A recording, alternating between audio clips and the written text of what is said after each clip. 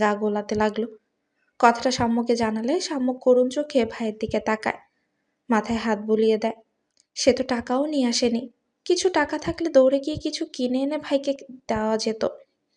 স্বর্ণ সকাপুকেও আশেপাশে দেখছে না। রুবাব ভাইয়ার মন খারাপ, তার কাছে টাকা চাইবে। কথাটা ভাবতে ভাবতে বড়দের দিকে তাকাতেই দেখে তার ৩ মা তাদের দিকেই তাকিয়ে আছে। দূর থেকে বুঝে গেছে ঘটনা। সন্তান যতই বড় হোক, মুখে কিছু না বলুক, কিন্তু মুখ দেখে মনের কথা বোঝার ক্ষমতা শুধু মায়েদেরই আছে। ওনাদেরকে ডাকাতে দেখে ওরা দুজন একটু লজ্জা পেল। নাকের ডগা থেকে চশমাটা ঠেলে ঠিকঠাক করে নড়ে চড়ে বসলো। তখন সীতারা ওনার পার্স থেকে টাকা বের করে সিরাতের হাতে গুজে দিয়ে বলেন, তোরও কি আক্কেল জ্ঞান হবে না মেজো? বাচ্চা দুটো না খেয়ে আসে, সেটাও খেয়াল করিসনি তুই? একজন খেতে বসে সেই যে উঠে গেল, আর খোঁজ নেই। বাড়ির লোক চিন্তা করছে একটা ফোন করে জানাবে, তাও করছে না। আর একজনকে হসপিটালে এসেও দেখতে পেলাম না। রুবাটাকেও কি বলবো বুঝতে পারছি না। সব কটা একসাথে আমার যান বাজা বাজা করতে উঠে পড়ে লেগেছে। কান্না ভেজা কণ্ঠে কথাটা বলতে বলতেই ওনার গাল গড়িয়ে অশ্রু নামে। জায়ের কথা শুনে সিরাত মুখ কাচুমাচু করেন। মনে ঠিকই আছে, কিন্তু এই পরিস্থিতিতে কি করবেন বুঝে উঠতে পারছিলেন না। পার্সও আনেনি। এই অবস্থায় টাকা চাইতে নিজের বিবেকে বাধছিল। তবে টাকা পেয়ে বসে না থেকে সাম্য সৃজনকে নিয়ে ক্যান্টিনের দিকে চলে গেলেন তিনি। বাচ্চা দুটোকে পেট পুরে খাওয়ালেন। শুকনো কিছু খাবার কিনে দিলেন। দুটো স্যালাইন কিনে ইনটেক পানির বোতলের ক্যাপ খুলে গুলিয়ে নিয়ে ফিরে এলেন। এটুকু সময়ের মধ্যেই লিফটের কি সমস্যা হয়েছে কে জানে, তাই ভিড় এড়িয়ে দোতলার সিঁড়ি পেরিয়ে ৩তলা সিঁড়িতে পা দিতে পা থমকে দাঁড়িয়ে গেলেন। পরিচয়টাও কাউকে দেখলেন ভেবে এগিয়ে দেখেন পেছন করে একটা ছেলে দাঁড়িয়ে আছে। অবাকও হলেন তাকে দেখে।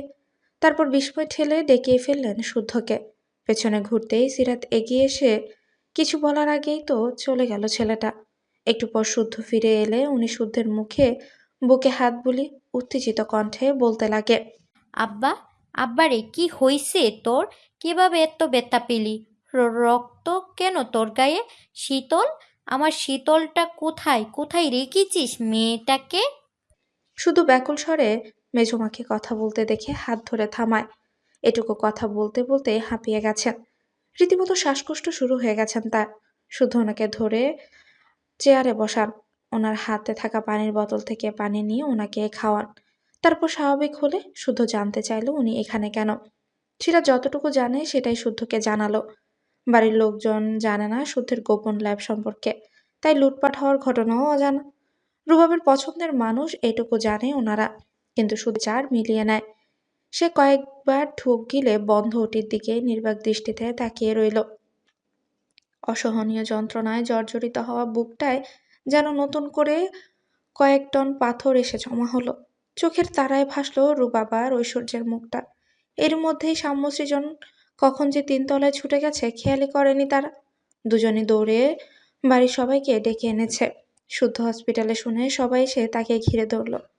সীতারা কাঁদতে কাঁদতে শাড়ির আঁচল দিয়ে যত্ন করে ছেলের মুখ মুছিয়ে দেন, কপালে চুমু খান।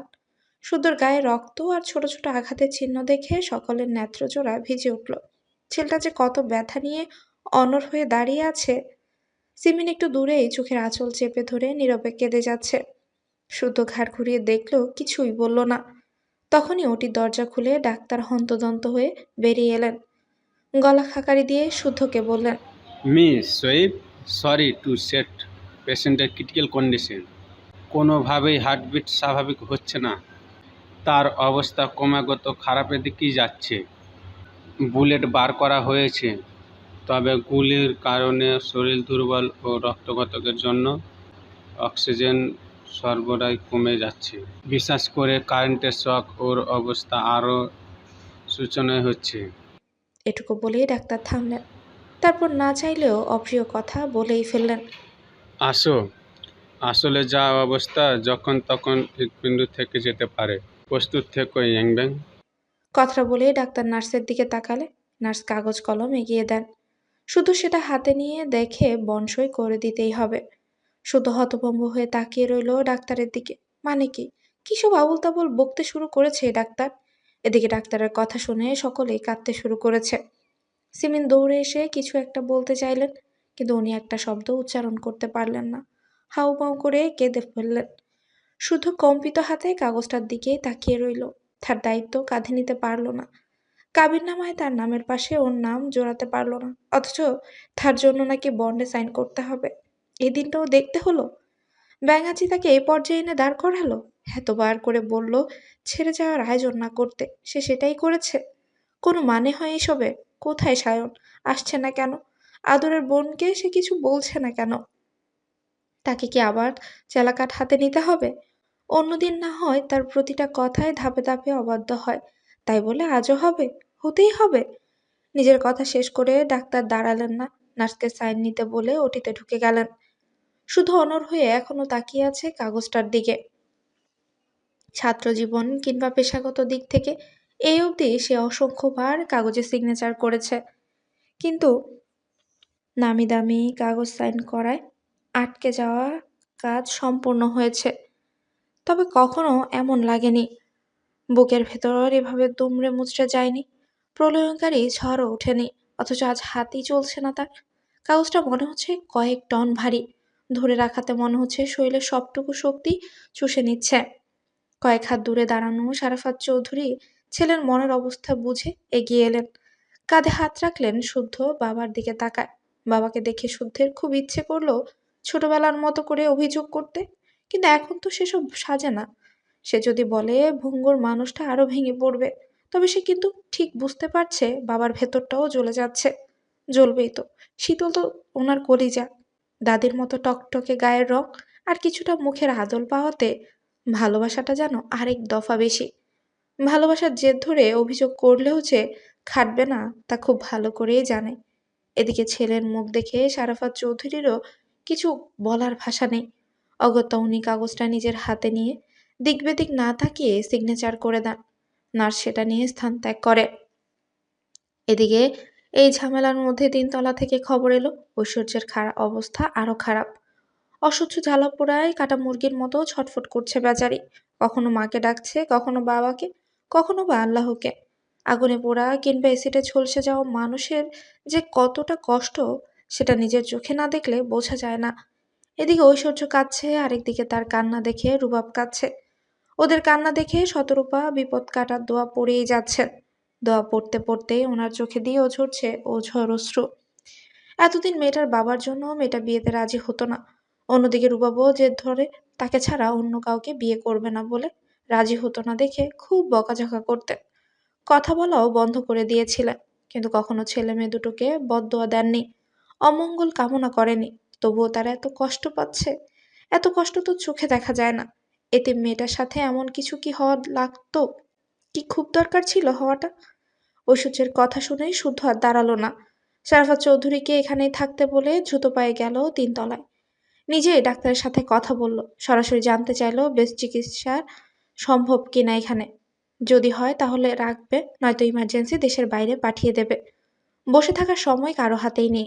অতঃপর ডাক্তারের সাথে ফাইনাল কথা বলে শুধু বাইরে এলো। রুবাব দুহাতে মুখ ঢেকে চুপ করে বসে আছে। তার হাতে কবজি গড়িয়ে অশ্রুফোঁটা গড়িয়ে যাচ্ছে। রুবাব ব্যাকুল হয়ে কেঁদেছিল ওর বাবা মারা যাওয়ায়। তারপর আর এভাবে কাঁদতে দেখেনি কেউ তাকে।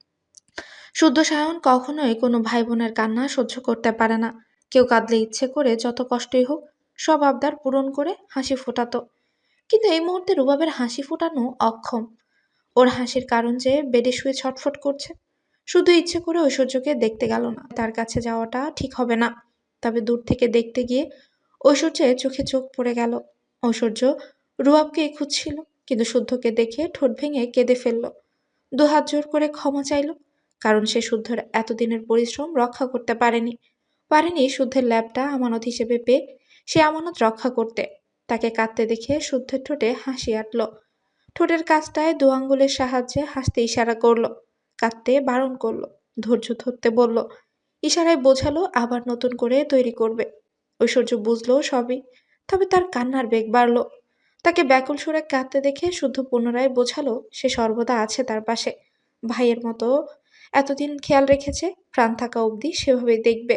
সে যেন না কাঁদে, ল্যাবের জন্য না কষ্ট পায়। তার সুস্থ হতে হবে। রুবাবের মুখে হাসি ফোটাতে হলেও তাকে কষ্ট সামলে উঠতে হবে। শুধু যতটুকু পারে বোঝালো ঐশ্বর্যকে। মজার ব্যাপার হচ্ছে তাদের ল্যাবে একজন বোবা ছেলে কাজ করত। ট্যালেন্ট থাকলে প্রতিবন্ধকতাও কোনো ব্যাপার না। ছেলেটা তার কাজ দিয়ে সেটাই দেখিয়েছিল। মিশুক প্রকৃতির ছেলেটা সবার সাথেই মিশতে চাইতো, কিন্তু কেউ তার কথা বুঝতো না দেখে এড়িয়ে যেত। কিছু বলতে গেলে বিরক্ত হতো। পরে শুদ্ধরা তার সঙ্গে ইশারায় কথা বলাটা রুপ্ত করে ফেলেছে। আজকে সেটা কাজে লাগলো। অতঃপর শুদ্ধ ঐশ্বর্যের থেকে বিদায় নিয়ে সরে গিয়ে রুবাবের কাছে গেল। আস্তে করে কাঁধে হাত রাখতে রুবাব অশ্রুভেজা চোখে তাকালো। এই সময় শুদ্ধকে দেখে রুবাব ঢোক গিলে উঠে দাঁড়ালো। তারপর কি ভেবে যেন চট করেই শুদ্ধকে জড়িয়ে ধরল। তারপর কাঁদতে কাঁদতে বলল, মাফ করে দে ভাই। আমরা তোর আমানত রক্ষা করতে পারিনি। আমার ওই ঐশ্বর্য ভালো নেই ভাই। ওকেও মাফ করে দে। স্তব্ধ শুদ্ধ থম মেরে দাঁড়িয়ে আছে। সে রুবাবের কষ্টটা ফিল করতে পারছে। একই পথের কিনারায় দাঁড়িয়ে আছে দুজনে, কিন্তু যা হয়েছে সেটা ধরে বসে থাকারও সময় নেই। বরং এক একটা মুহূর্ত এখন অনেক দামি। সে রুবাবকে বুক থেকে সরিয়ে বলল। ঐশ্বর্যকে নিয়ে চলে যা। রুবাব ভেজা চোখে তাকালো শুদ্ধের দিকে। এ অবস্থায় কোথায় যাবে কিছুই তো বুঝতে পারল না সে।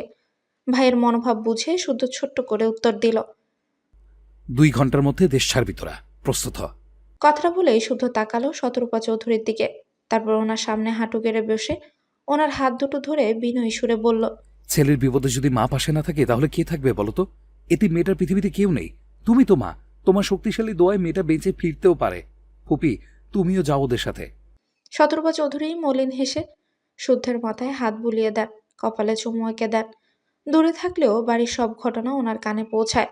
সবই জানেন তিনি। শীতলের মরণ দশায় শক্তপোক্ত ছেলেটার হাল দেখে কেন যেন খুব করে জিজ্ঞাসা করতে ইচ্ছে করলো। এতদিন এত ভালোবাসা কোথায় লুকিয়ে রেখেছিলি আব্বা? একদিন একই হাল তোর। নিজের বুকে লাবা জমিয়ে ছোট ভাইয়ের বুকের ব্যথা কমাতে ছুটে এসেছিস, তার পাশে ছায়া হয়ে দাঁড়াচ্ছিস। অসুস্থ মেয়েটা যে ক্ষণে ক্ষণে বাঁচার হাল ছেড়ে দিচ্ছে, দূরে দাঁড়িয়েও এভাবে মনোবল বাড়াচ্ছিস। এক শরীরে কত রূপ দেখাবি বাবা? এত ধৈর্য শক্তি কোথায় পেলি? ছোট্ট শুদ্ধটা এত বুঝদারই বা কবে হলো? সীতারা চৌধুরী সত্যিই রত্নগর্ভারে। এই পরিস্থিতিতে এসব কথা বড্ড বেমানান, তাই কথা বাড়ালেন না। সুধের ফোনে কল এলে সে কলটা রিসিভ করতেই অর্ক বলল, অবুঝ মেয়েটাকে সম্মান নিয়ে ফেরার তৌফিক দান করো। আব্বু আম্মু বর্তমানে বিড়িতে আসে। সিঙ্গাপুরের বাসাটা ফাঁকা পড়ে আছে। আম্মুর শখের বাড়ি, ছাদ বাগান ভাড়াটিয়ারা যদি নষ্ট করে দেয়, তাই ভাড়া দিয়ে আসেনি। টেক কেয়ারের জন্য শুধু দুজনকে রেখেছে। ফুপিমা ওখানে গিয়ে আমাদের বাড়িতে থাকবে। তুই উনাদের পাঠিয়ে দে। আলাদা করে হোটেলে ফোটেলে ঝামেলায় যেতে হবে না। তাছাড়া হাসপাতাল আমাদের বাসার কাছে তো জানিসই। তবুও কাহিনী করিস না, যা শোন বলছি। আমি যেভাবেই হোক চাবি পাঠিয়ে দিচ্ছি। আর রুবাবকে বল আমরা সবাই আছি, ভেঙে পড়লে হবে না। ও ভেঙে পড়লে ঐশ্বর্য হাল ছেড়ে দেবে। হুম, শীতল ভালো নেই, দোয়া করিস। কথাটা বলেই শুদ্ধ কল কেটে রুবাবের কাঁধে একবার হাত রেখে দোতলায় চলে গেল। গিয়ে দেখে সায়ন হুলস্থুল বাঁধিয়ে ফেলেছে। তাকেও থামিয়ে শান্ত করলো। তারপর ইমার্জেন্সি ভাবে ঐশ্বর্যকে দেশের বাইরে পাঠানোর ব্যবস্থা করে ফেললো। সব ঠিকঠাক করতে করতে ঘন্টা দুয়েক পার হয়ে গেল। অতঃপর রুবাব সবার দোয়া নিয়ে পাড়ি জমালো দেশের বাইরে। বাবা, বাবা, ঠিক আছো তুমি? হসপিটালে আসতে পারবে? কষ্ট করে হলেও এসো না বাবা, প্লিজ। তোমাকে যে আমার ভীষণ দরকার বাবা। ফোন কলে শুদ্ধের ভেজা কণ্ঠ শুনে শারাফাত চৌধুরী শোয়া থেকে হুড়মুড় করে উঠে বসেন। কাঁচা ঘুম ভাঙায় চোখে ঝাপসা দেখছেন। নিজেরও শরীরটা ভালো না, হাত পা থরথর করে কাঁপছে। এত রাত 2:30 এখন। এত রাত 11টার দিকে সপরিবারের সবাই বাড়ি ফিরেছিলেন, তাও শুদ্ধের কথায়। তখন শীতল একটু ভালো ছিল। তাহলে কি আবার খারাপ হয়ে গেছে? শুদ্ধ কাঁদছে কেন এভাবে? অকারণে কাঁদার ছেলে তো শুদ্ধ না। বিপদে না পড়লে দুই ছেলের কেউ কখনো এভাবে ডাকেও না, কাঁদেও না। শারাফত চৌধুরী যেভাবে ছিলেন সেভাবে গাড়ির চাবি নিয়ে নামতেই পা সরকে গেল। আসবাবপত্র ব্যথা পেলেন। সেই ব্যথাকে তোয়াক্কা না করে রুমের বাইরে আসতেই দেখে এখনো কেউ কেউ জেগে আছে। ওনাকে এভাবে আসতে দেখে সিতারা, সিরাত, সিমিন, সাফওয়ান চৌধুরী কিছু বলার আগেই উনি বললেন হসপিটালে যাচ্ছে। কথাটা শুনে সকলেই তড়িৎ উঠে দাঁড়ায়। এত রাতে যাচ্ছে মানে? আবারও কি কিছু ঘটেছে? শারাফাত চৌধুরী মানা করলেও কেউই শুনলেন না, বরং শখ স্বর্ণকে ঘুমন্ত সাম্য সৃজনের দিকে খেয়াল রাখতে বলে হসপিটালের উদ্দেশ্যে বেরিয়ে গেলেন। গেটে থাকা দারোয়ানকে আদেশ করে গেলেও চোখ কান খোলা রাখতে। শুধুকে কেবিনের বাইরে না দেখে সকলে ধীরে ধীরে কেবিনে ঢুকতেই অবাক হন, কারণ কেবিনে শুধু শুদ্ধই না, মাফিয়াকেই ইয়াসির খানও উপস্থিত। কথা হচ্ছে সেইখানে কেন? প্রচলিত কথায় বলে বিপদের বন্ধু নাকি প্রকৃত বন্ধু। প্রকৃত বন্ধুর গায়ে অবশ্য সেই প্রকৃতটা একটা লেখা থাকে না, তাকে থাকে তার কর্মে, তার বিবেকে, তার ব্যবহারে ও বন্ধুর প্রতি তার ভালোবাসার ধরনে। প্রতিটা মানুষের জীবনে পালাক্রমে দুটো কালের নিয়ম নির্ধারিত থাকে, সুখকাল বা কখনো দুঃখ। সময় নির্ধারিত করে দেয় সেই কালের হিসাব। জীবন সেই কালের উপরই ভর দিয়ে ধীরে ধীরে বয়ে যায় নিজ নিয়মে, নিজ গতিতে। বর্তমানে শুদ্ধের সময়টা বোধহয় দুঃখকালেরই কবলে, নয়তোবা একসাথে এত খারাপ সময় তার জীবনে কখনো আসেইনি, কখনো এত দিশেহারা বোধ করেনি, এতটা অস্থির হতে দেখেনি। আর তার খারাপ সময়টাতে তার বন্ধুরা অদৃশ্যভাবে আগলে রাখতে উঠে পড়ে লেগেছে। তারা যখনই শুনেছে শুদ্ধের ল্যাবে হামলা হয়েছে, তখন থেকে ফুঁসে উঠেছে। এমনিতেই তাদের একসাথে দেখে মনে হয় এরা তো হাসি আড্ডাতেই সময় কাটায়, এরা কাজ করে কখন? এদের মধ্যে সিরিয়াসনেস নেই, এরা কিভাবে কি আবিষ্কার করবে? তারা একসাথে থাকলে তাদের খুনসুটি দেখলে মনেও হয় না তারা সায়েন্টিস্টদের মতো পেশাতে সংযুক্ত। কিন্তু এই পরিস্থিতিতে তারা ফ্রেন্ডলি খোলস সাইডে রেখেছে। প্রত্যেকজন কঠিন রূপে নিজের অবস্থান, ক্ষমতা দেখাতে ব্যস্ত। যেসব ক্ষমতা থাকার পরেও তারা কখনো শো অফ করে নি যে তারা আজ প্রত্যেকে সে ক্ষমতা কাজে লাগাচ্ছে। কেননা শুদ্ধের তিলে তিলে করা পরিশ্রম প্রাণ থাকতে এ দেশের বাইরে যেতে দিবে না, দেবে না মানে কোনোভাবেই না। আর এই জন্যই তো সর্বপ্রথম ইগরের দেশের বাইরে যেতে না পারার সব ব্যবস্থাই করেছে। ল্যাব থেকে বেরিয়ে যে রাস্তা ধরে ইগরের লোক গেছে, ফুটেজ কালেক্ট করে তাদের ধরেছে, কারণ তাদেরকে ধরলে জানা যাবে তাদের লিডারের অবস্থান। গতকাল রাত থেকে অর্ক, স্যান্ডি, কামরান আর তাদের সাথে রয়েছে শুদ্ধের আরেক ছায়া সায়ন, যার কাছে পৃথিবী উল্টে যাক, তার পরিবার, তার ভাই বোনরা ভালো থাক। যখনই তার কানে পৌঁছেছে শুদ্ধ এত বড় ক্ষতির কথা, তখন থেকে সে যেন খ্যাপাসার, মুখের ভাষা লাগাম ছাড়া, রাগ আকাশচুম্বী। ইগরকে গুতিয়ে সমস্ত ফর্মুলা না হাতানো অবধি সেও থামবে না। তবে শীতলের কথা শুনে ছুটে গিয়ে একবার দেখে পুনরায় ফিরে এসেছে। হাসানকে শুদ্ধের কাছে থাকতে বলে অর্ক, স্যান্ডি, সায়ন, কামরান এই চার মূর্তি গোপনে কাজ চালিয়ে যাচ্ছে। শুদ্ধের ল্যাবে থাকা প্রতিটি জিনিস তারা সরিয়ে ফেলেছে। ইগো শুধু বেশি বাজেটের ফর্মুলাটাই হাতিয়েছে, আরও আছে যেগুলোর খবর সে জানে না। শুধু বিপদে সেও জানে, এবং আরও আবার ফিরে আসতে পারে। বাঙালি কিংবা অবাঙালি, রক্তে মাংসে গড়া মানুষ তো, মনের লোভ থাকবে। আর এই লোভ কারো বিপদ মানা দূর, বরং আরো বিপদে ফেলে। তার স্বার্থ হাসিলে উঠে পড়ে লাগবে, যেটা ইয়াসিরকে কাজে লাগিয়ে ইগর করতে চাচ্ছে। শীতলকে কিডন্যাপ, শুদ্ধের উদ্ধার করা, এসব এক একটা প্ল্যানের অংশ, যাতে শুদ্ধ শীতলের দিকে ব্যস্ত থাকে আর এই সুযোগে ইগর তার ফর্মুলা হাতিয়ে সরতে পারে। এই অবধি তাদের দুটো প্ল্যানই সাকসেস। এখন দেশের বাইরে যেতে পারলে শুদ্ধ আর কিছুই করার থাকবে না।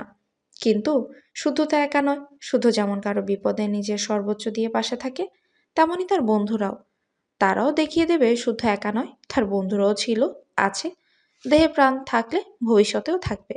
এদিকে তারা যে এসবই করছে শুদ্ধ জানে না, কারণ সকাল থেকে শুদ্ধ হসপিটালের একদিকটাই সামলাচ্ছে। শীতলের বর্তমান অবস্থা তাকে দিশাহারা করে তুলেছে। ঐশ্বর্যের চিকিৎসা নিয়ে আপাতত চিন্তা নেই, কারণ তাকে বেস্ট চিকিৎসার জন্যই সমস্ত ব্যবস্থা করে দেওয়া হয়েছে। এখন ঐশ্বর্যের যদি জীবনায়ু থাকে, তার 4 আঙ্গুলের কপালে যদি সুখ থাকে, রুবাবের ভালোবাসায় যদি জোর থাকে, তাহলেই তারা ফিরবে, ফিরতে তাদের হবে। সকাল পেরিয়ে দুপুর, আর দুপুর পেরিয়ে হলো সন্ধে। পরিবারের সকলে এখনো সেভাবেই বসে আছে, কারো দেহে যেন প্রাণই নেই, চোখের কোণ ভেজা, অসহায় মুখ। শীতলকে ওটি থেকে বের করে আইসিইউতে রাখা হয়েছে। পেশেন্টের অবস্থা যখন গুরুতর হয়ে যায় তখনই সেখানে রাখা হয়। শীতলের ক্ষেত্রেও তাই করা হয়েছে। মাগরিবের আজানের পরপর হাসান এসে শুদ্ধের পাশে দাঁড়ায়। তারও কপালে ব্যান্ডেজ, মুখ জুড়ে বড় ছোট আঘাতের চিহ্ন। সে শুদ্ধকে এখনো আগের বেশে দেখে দীর্ঘশ্বাস ছাড়ল। হাতে থাকা শপিং ব্যাগটা এগিয়ে দিয়ে বলল। ফ্রেশ হয়ে আয়। শুদ্ধ আইসিইউর সামনে থাকা চেয়ারে বসেছিল। তাকে জোর করেও কেউ কিছু খাওয়াতে পারেনি, আর না বাড়িতে পাঠাতে পেরেছে। শুদ্ধ উঠছে না দেখে হাসান জোর করে দাঁড়িয়ে ধরে ঠেলে ফ্রেশ হতে পাঠায়। হাসান চেঁচিয়ে বলল, একেবারে শাওয়ার নিতে, তাহলে শরীরটা হালকা লাগবে। শুদ্ধ হ্যাঁ না কিছুই বলল না, শুধু হাসানকে এখান থেকে নড়তে বারণ করে ফ্রেশ হতে গেল। সে যেতেই হাসান, শখ, স্বর্ণ, সাম্য, সৃজনকে ডেকে কিছু যুক্তি পরামর্শ করে যে যেভাবে ছিল সেভাবেই বসে পড়ে। শুদ্ধ যত দ্রুত সম্ভব শাওয়ার নিয়ে ফ্রেশ হয়ে ফিরে এলো। এসে বসতেই সাম্য সৃজন গিয়ে শুদ্ধের গা ঘেঁষে বসলো। শুদ্ধ তাকাতেই সৃজন মলিন মুখে মাথা নিচু করে নেয়। তাদের শুকনো মুখ দেখে শুদ্ধ বলল, কিছু খেয়েছিস? তারা দুজনই নাবোধক মাথা নাড়ায়। তারপর মিনমিন করে বলে, না, তুমি খাইয়ে দাও। আজকে নিজে হাতে খাবাই, বাড়ি গিয়ে আমি খাইয়ে দেবো প্লিজ। সাম্য সৃজন দুজন দুজনের দিকে তাকিয়ে সম্মতিসূচক মাথা নাড়িয়ে খাবার খেতে চলে গেল। হাসান শুদ্ধের সাথে কথা বলছিল। তখনই হঠাৎ তারা এসে দুপাশে দাঁড়িয়ে ছোট ছোট খাবারের লোকমা বানিয়ে শুদ্ধের মুখের সামনে বাড়িয়ে দিয়েছে। শুদ্ধ মলিন হেসে ওদের বলল,